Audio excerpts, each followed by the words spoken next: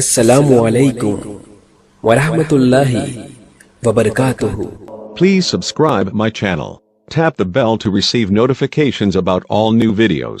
আজির আলোচনার বিষয়বস্তু হল বিভিন্ন ধর্মগুরুর দৃষ্টির নৈতিকতার বিবর্তন। এই সম্পর্কে মই আলোচনা করিম ইনশাআল্লাহ। লেখক ডক্টর কোরবান আলী আহমেদ। নামাজকে বলো না কাজ আছে, কাজকে বলো আমার নামাজ আছে। নামাজকে বলো না কাজ আছে, কাজকে বলো আমার নামাজ আছে। এজন মানুহৰ পৰিচয় তেওঁৰ কথা বতৰা চাল চলন আৰু আচাৰ ব্যৱহাৰতে পোৱা যায়। ভাল আচাৰ ব্যৱহাৰৰ দ্বাৰাই মানুহে সমাজত জনপ্ৰিয়তা লাভ কৰিব পাৰে। সমাজত মানুহ হিচাপে জীয়াই থাকিবলৈ হলে কিছুমান মানৱীয় গুণৰ প্ৰয়োজন। মানুহ এজনে যদি মানৱতাৰ মূল্য দিব নাজানে তেন্তে সেইজন মানুহ মানৱীয় গুণৰ গৰাকী হ'ব নোৱাৰে। ইছলাম ধৰ্মৰ ইতিহাস মতে হজৰত আদম আলাইহিস সালাম আছিল পৃথিৱীৰ আদি পুৰুষ। তেওঁ এজন মহাপুৰুষ আছিল।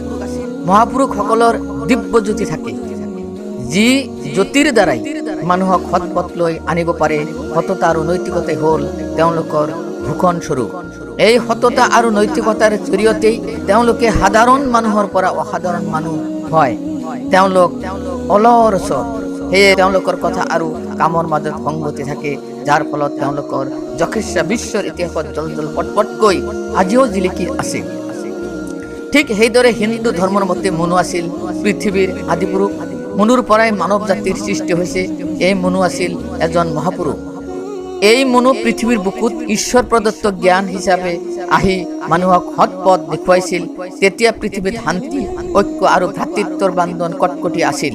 তেওঁলোকে সৰ্বজাতিৰ মানুহৰ পথ প্ৰদৰ্শক আছিল। তেওঁলোকৰ বচন আছিল মানুহ মানুহৰ বাবে। মানুহে মানুহক সেৱা শুশ্ৰূষা কৰিব লাগে। জৈনিক ইংৰাজ মনীষে কৈছে, service to man is service two god. মানৱ সেৱাই ঈশ্বৰ সেৱা। কবি চন্দ্ৰ কুমাৰ আগৰৱালাই কৈছে, মানুহেই দেৱ মানুহেই হেব, মানুহ বিনে নাই কেব, কৰা কৰা পূজা পাদ্যৰ গলৈ জয় জয় মানৱ দেৱ। মানুহ হল সৰ্বশ্ৰেষ্ঠ জীৱ। আল্লাহ তাআলাই সৰ্বমুঠ 18,000 জীৱ সৃষ্টি কৰিছে। এই সৃষ্ট জীৱবোৰৰ ভিতৰত কেৱল মানুহকেই জ্ঞান, বুদ্ধি, বিবেক, বিবেচনা দান কৰি শ্ৰেষ্ঠত্ব প্ৰদান কৰিছে। মানুহৰ শ্ৰেষ্ঠত্ব একমাত্ৰ তেওঁলোকে কৰা কাম আৰু কৰ্মৰ পৰা পোৱা যাব। সমাজত শ্ৰেষ্ঠত্ব একমাত্ৰ তেওঁলোকে কৰা কাম আৰু কৰ্মৰ পৰা পোৱা যায়। সমাজত কিছুমান মানুহ আছিল যিসকল মানুহে সামান্য মৰ্যাদাৰ আসন পাইছে, কিন্তু সেই আসন পোৱাৰ পিছৰে পৰাই তেওঁৰ কথা বতৰা আচাৰ ব্যৱহাৰ লাহে লাহে সলনি হোৱা দেখা যায়। তেওঁলোকে নিজকে ডাঙৰ বুলি ভাবি মান, অভিমান আৰু অহংকাৰ কৰি ফুৰে। তেওঁৱেই যেনিবা জ্ঞানী গুণী। তেওঁ যিটো কয় সেইটোৱেই যেনিবা সত্য, অথচ তেওঁ আগবঢ়োৱা কোনো এটা পৰামৰ্শ এজন সাধাৰণ মানুহেও মানি ল'ব নোখোজে। সেইজন মানুহৰ পৰামৰ্শ সমাজে মানি লয় যিজনে হাতে কামে কৰি দেখুৱায়। যিয়ে নিজে নকৰি আনক পৰামৰ্শ দিয়ে, সেইজন মানুহে অকণো চিন্তা কৰি নাচায় যে তেওঁ কিমান জ্ঞানৰ অধিকাৰী। অল্পবিদ্যা ভয়ংকৰ কথাকাৰ সত্য। নৱবাণী চিন্তা কৰি যেতিয়া কোনো এজন মানুহে কোনো কথা মানৱ সমাজত নিজস্ব মত দাঙি ধৰে, তেতিয়া লগে লগে অশান্তিৰ সৃষ্টি হয়। তেতিয়াহে সেইজন মানুহক জুখিব পৰা যায় যে তেওঁ কিমান জ্ঞানী, কিমান বুদ্ধিমান। সংকীৰ্ণ মনা মানুহৰ সাধাৰণতে মান, অভিমান আৰু অহংকাৰ থাকে। এই অহংকাৰ তেওঁলোকৰ একমাত্ৰ পতনৰ কাৰণ হৈ পৰে। যিসকল মানুহে নিজকে নিজে মহান বা পণ্ডিত বুলি ভাবে, তেওঁলোক সাধাৰণ শ্ৰেণীৰ মানুহৰ মৰ্যাদাৰ পৰা আঁতৰত থাকে। শংকৰদেৱে কৈছে, কাৰো অন্তৰত আঘাত নিদিবা, ভগৱানে কষ্ট পাব। মানুহে মানুহক কষ্ট দিয়া পাপ, গতিকে আনক কষ্ট দিয়াৰ আগতে নিজে সেই কষ্টৰ সোৱাদ লোৱা উচিত। নিজে বেয়া পোৱা বস্তু আনক যাচিব নালাগে। যেনেকৈ কোনো এজন ভিকাৰীয়ে কোনো এজন মানুহৰ ওচৰত কিবা বস্তু বিচাৰিলে বস্তুৰ গৰাকীজনে ভিকাৰীক বস্তু দিয়াৰ আগতে সি বাছি বাছি ভাল বস্তুখিনি ৰাখি বেয়াখিনি দিয়ে। এনেকুৱা কাৰ্য কোনো ধৰ্মৰ মানুহে পচন্দ নকৰে। নিজৰ পচন্দ কৰা বস্তুটো আনক দান কৰিলেহে মানুহৰ আচল পৰিচয় পোৱা যায়। এনেকুৱা কৰ্মৰাজি তথা চিন্তাৰ জৰিয়তে মানুহৰ ভ্ৰাতৃত্বৰ বান্ধন কটকটি হয়। মানৱীয় গুণেৰেহে মানুহ সমাজত উচ্চ স্থান পায়। মানৱতা অবিহনে কোনো এজন ব্যক্তিৰ ব্যক্তিত্ব গঢ় ল'ব নোৱাৰে। যিসকল মানুহে জ্ঞানী, গুণী, ধাৰ্মিক তথা পণ্ডিত মানুহৰ লগত সদায় উঠা বহা কৰে, সেই মানুহবিলাকেহে মানুহক চিনি পায়। সৎ মানুহৰ লগত থাকিলে মানুহ সৎ হয়, আৰু অসৎ মানুহৰ লগত সম্পৰ্ক ৰাখিলে মানুহ অসৎ হয়। এদিন এজন ৰজাই প্ৰজাৰ সুখ দুখৰ খবৰ ল'বলৈ ওলাই গ'ল। প্ৰথমে তেওঁ এজন মানুহৰ ঘৰত সোমোৱাৰ লগে লগে ঘৰৰ গৰাকীয়ে পোহা এটি ভাটৌ চৰাইয়ে ৰজাজনক ধৰ ধৰ মাৰ মাৰকৈ চিঙুৰিছিল। তাৰ পিছত ৰজাজন আন এজন মানুহৰ ঘৰত সোমাল। তেওঁৰ ঘৰতো এটা ভাটৌ চৰাই আছিল। চৰাইটোৱে ৰজাক দেখাৰ লগে লগে নমস্কাৰ, আহক বহক বুলি মাতিবলৈ ধৰিলে। ৰজাজনে বুজি পালে যে দুষ্ট মানুহজনৰ ঘৰত থকা ভাটৌটো সদায় বেয়া কথা শুনি শুনি তাৰ মাত কথাও কৰ্কশ হৈ পৰিছে, আৰু সাধুৰ ঘৰত থকা চৰাইটো সদায় সৎ কথা শুনি শুনি তাৰ মাত কথাও মিঠা হৈছে।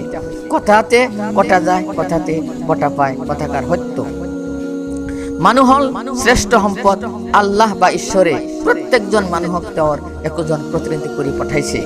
সেয়ে মানুহে ভবা উচিত যে কেৱল মানুহেই পৃথিৱীৰ ভাৰসাম্য ৰক্ষা কৰিব নোৱাৰে। যদিহে জীৱ জন্তু, চৰাই চিৰিকটি, গছ বৃক্ষ, তৰু লতা, মাছ কাছ, পাহাৰ পৰ্বত আদি পৃথিৱীৰ পৰা নিচিহ্ন হৈ যায়, আনকি ইয়াৰ যিকোনো এটা জাতৰ প্ৰাণী নিচিহ্ন হৈ গ'লে এতিয়া পৃথিৱীখনে ভাৰসাম্য হেৰুৱাব, তাক কোনেও ক'ব নোৱাৰে। এজন দাৰ্শনিকে কৈছে, যদি এই পৃথিৱীৰ পৰা ভেকুলীবোৰ নিচিহ্ন হৈ যায় তেন্তে পৃথিৱীখনে অতি সোনকালে ভাৰসাম্য হেৰুৱাব। গতিকে খনিকৰ হিচাপে মানুহে পৃথিৱীৰ সৌন্দৰ্য বৰ্ধন কৰিব পাৰে আৰু ধ্বংস কৰিব পাৰে। কোৱাটো সহজ, কিন্তু কৰাটো টান। প্ৰবাদ বাক্যটো সত্য। আমি প্ৰত্যেকজন মানুহে প্ৰকৃতিৰ প্ৰতিটো জীৱৰ প্ৰতি দয়াবান হোৱা উচিত। গছ থাকিলেহে মানুহ থাকিব বুলি মুখত কৈ ফুৰিলে নহ'ব। ইয়াক প্ৰত্যেকজন সচেতন নাগৰিকে বাস্তৱত ৰূপ দিব লাগিব। তেতিয়াহে আমি প্ৰদূষণৰ পৰা মুক্ত হ'ব পাৰিম। আল্লাহ তাআলাই কৈছে, যদি মোক ভাল পাব বিচাৰা তেন্তে তোমালোকে মোৰ সৃষ্টিৰ প্ৰতিটো জীৱকে ভাল পাবা। আপোনাৰ ব্যৱহাৰে আপোনাৰ পৰিচয়। প্ৰবাদ বাক্যটো আমি প্ৰায় গাড়ী মটৰত লিখি থোৱা দেখা পাইছো। ভাল ব্যৱহাৰ আৰু মিঠা মাতেৰেহে মানুহৰ মন জয় কৰা সম্ভৱ। কিছুমান মানুহ সমাজত আছে যিসকলে মানুহৰ মাজত সি হিন্দু, সি মুছলমান আদি ভেদাভেদৰ সৃষ্টি কৰি সিহঁতৰ মুনাফা লাভ কৰে। এইবোৰ হৈছে স্বাৰ্থবাদী কিছুমান মানুহৰ কৌশল। কাজিয়া পেচালে সমাজ এখন ধ্বংস কৰিব পাৰে, কিন্তু সমাজ গঠন কৰিব নোৱাৰে। মহাত্মা গান্ধীয়ে কৈছে, অহিংসাই পৰম ধৰ্ম বুলি ভাৰতবাসীৰ মাজত প্ৰচাৰ কৰিছিল। হজৰত মোহাম্মদ সাল্লাল্লাহু আলাইহি ওয়াসাল্লামে কৈছে, আমি সকলো ভাই ভাই। ইয়াত হিন্দু, মুছলমান, জৈন, খ্ৰীষ্টান আদিৰ কথা কোৱা নাই। মোহাম্মদ সাল্লাল্লাহু আলাইহি ওয়াসাল্লামৰ কথাখিনিৰ মাজত এইখিনি ফুটি উঠিছে যে মানুহ মানুহৰ ভাই।